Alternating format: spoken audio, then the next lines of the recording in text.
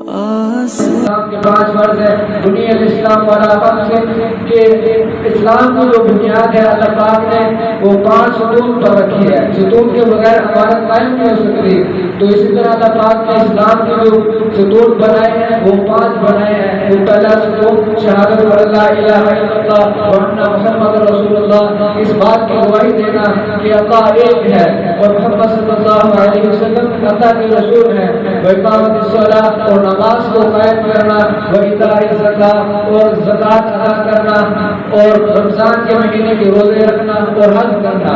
یہ 5 ستون ہیں، 5 اللہ نے ستون بنائے ہیں انسان کے لیے۔ یہ 5 ستون ہیں، اس کے اوپر سارے کے سارے اسلام کی عمارت قائم ہے۔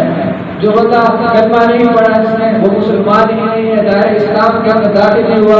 تو باقی جتنے 4 احکام، 4 جو ستون ہیں یہ کلمے کے اوپر منحصر ہے۔ کلمہ نہیں ہے تو باقی 4 ستون بھی نہیں ہے۔ اگر کلمہ پڑھا ہے تو نماز انسان کے اوپر فرض ہے۔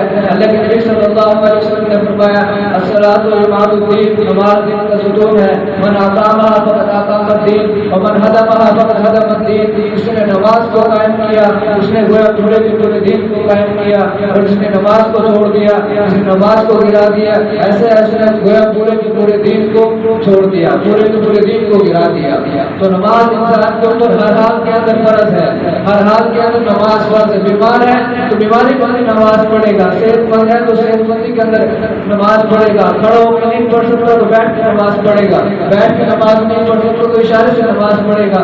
نماز کا حکم ہر بالغ کے لیے ہے، جتنے بھی بوڑھے ہیں، جوان ہیں، نوجوان ہیں، سب کی طرف نماز کا حکم متوجہ ہے۔ تو نماز ادا کرنا اور زکوٰۃ دینا، زکوٰۃ ہر ایک پہ نہیں ہے، جو مالدار ہے زکوٰۃ اس کے اوپر سال میں 1 مرتبہ زکوٰۃ ادا کرنا، اور اسی طرح رمضان کے روزے رکھنا۔